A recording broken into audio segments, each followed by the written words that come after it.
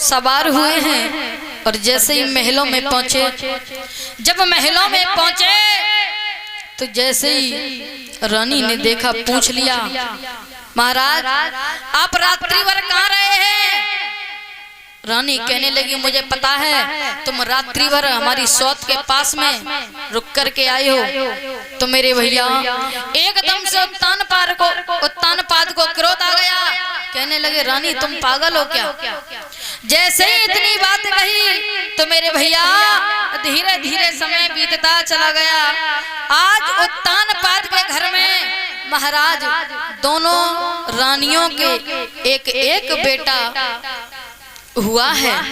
जब दोनों रानियों के गर्भ से एक एक बालक ने जब जन्म लिया है तो महाराज सिर्फ किस्मत जुदा जुदा है। महाराज किस्मत की बात होती है महाराज, ना जाने भगवान ने हमारी किस्मत में क्या लिखा है, ना जाने भगवान ने आपकी किस्मत में क्या लिखा है। वो तो सिर्फ परम पिता परमात्मा को पता है कि हमारी किस्मत में क्या लिखा है।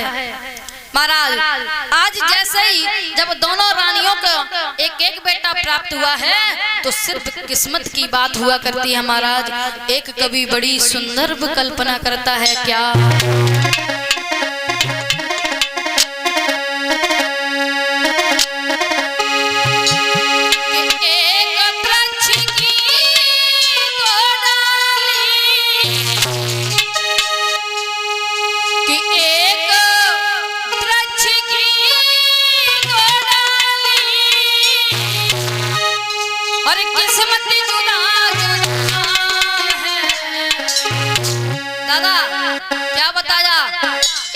की दो डाली पर किस्मत जुदा जुदा है। और कहा एक डाली जाए हवन में और एक से जल रही चिता।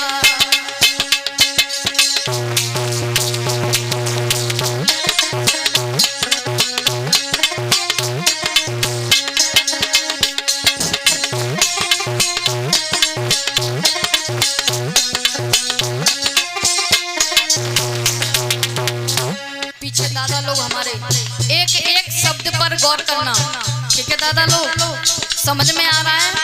एक एक शब्द पर गौर करेंगे। परीक्षित महाराज क्या कहा?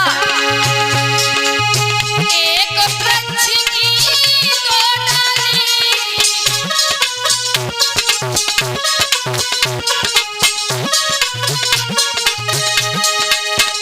पर किस्मत जुदा एक डाली जाए हवन में एक से जल रही चिता। हवन में एक से जल रही चिता।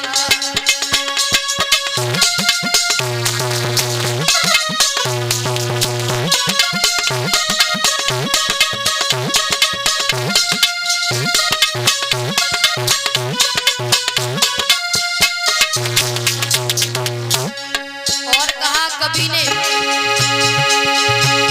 अरे एक मैया के दो बेटे,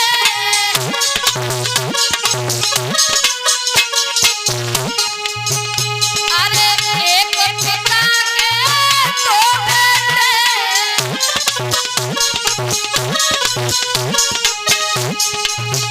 पर किस्मत जुदा एक झूले पालने में।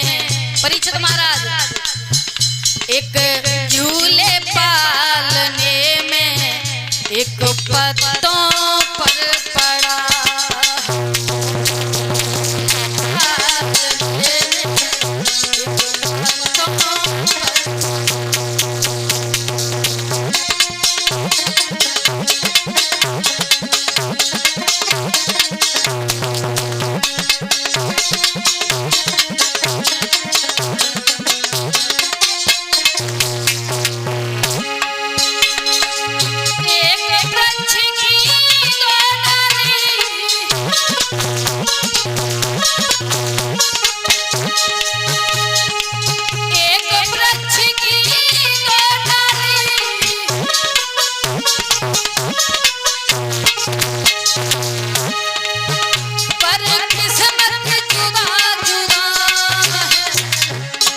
एक डाली जाए हवन में, एक से जल रही चिता।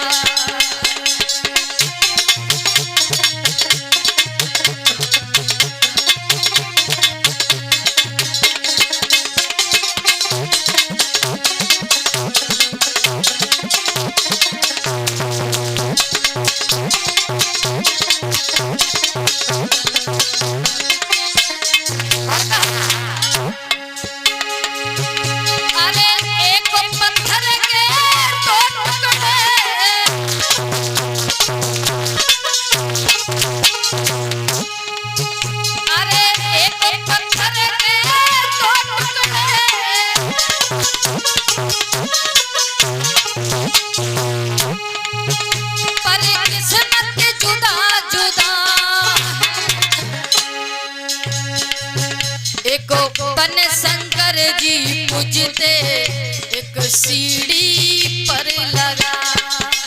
एक बन शंकर जी पूजते, एक सीढ़ी पर लगा।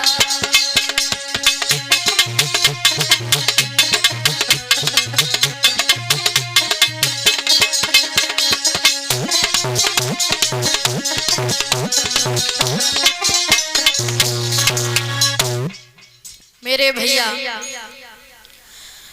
कहा भी जाता है कि एक वृक्ष की दो डाली और किस्मत जुदा जुदा है, एक डाली जाए हवन में, एक से जल रही।